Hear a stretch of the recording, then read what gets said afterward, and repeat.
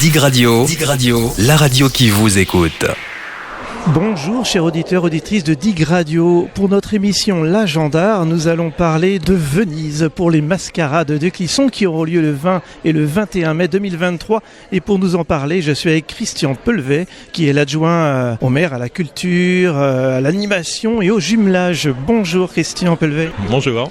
Est-ce que vous pouvez nous parler un peu plus, pour commencer, des défilés décostumés? Bien, écoutez, les costumés comme d'habitude, donc ils viennent à Clisson, c'est pour 2 jours, le samedi et le dimanche. Ils sont déjà présents le vendredi sur le marché pour faire un peu de promotion, mais les animations sont vraiment le samedi et le dimanche, avec une ville animée du matin au soir et ça sur les 2 jours. Alors j'ai vu on avait parlé d'un événement qui a eu lieu à Venise et d'habitude il y avait environ 70 à 75 costumés et là c'est l'explosion. Voilà, donc l'année dernière on s'était dit tiens on irait bien à Venise pour voir un petit peu comment ça se passe et puis essayer de trouver des nouveautés pour organiser un petit peu ces mascarades de Clisson. Donc nous sommes partis à 7 en voyage privé bien sûr, hein. C'est pas la ville qui a offert ça, hein, je vous rassure. Et donc on a passé 5 jours là-bas et on a eu l'occasion d'être accueillis par la présidente des Vénitiens de France et une soirée, ce qu'ils appellent le chocolat viennois dans des endroits privés.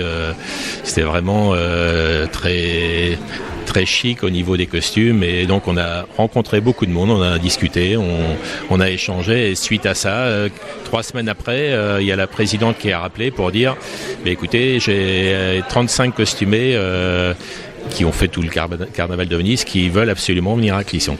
Donc on s'est arrangé, donc on les a joints aux 75 qu'on avait, donc on est arrivé à plus de 100 costumés. Et en complément de ça, donc cette année on a 10 costumés, un peu plus de 10 costumés, des locaux, c'est-à-dire qu'on demandait à avoir des costumes pour pouvoir participer à cette fête. Donc peut-être au fur et à mesure des années, il y en aura de plus en plus de passionnés. Ça après tout dépend du budget, hein, parce qu'il faut les loger, il faut les nourrir, donc et on cherche pas toujours à faire plus. Mais là c'était l'occasion d'avoir des costumés vraiment du cru de Venise, quoi. Oui, voilà, si on a des nouveaux costumés qui veulent participer et qui sont de Clisson, c'est tout à l'avantage. Il n'y a pas de problème. D'ailleurs, l'année prochaine, on envisage de faire un atelier couture 3 semaines avant les mascarades, et ça sur une période de 15 jours, de manière à ce que les personnes viennent s'inscrire, découvrent un petit peu les costumes qu'ils peuvent créer, avec un encadrement de 4 personnes de l'association Les Accentiennes.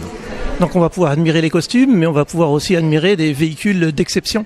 Comme tous les ans, le dimanche, la place Jacques Demy est réservée aux véhicules italiens. Donc, ça va de la Ferrari à la Fiat 500. Donc, il y aura une belle parade. Il y a une trentaine de véhicules et voilà. Les personnes vont en prendre plein les yeux avec les costumés, mais avec les voitures italiennes aussi.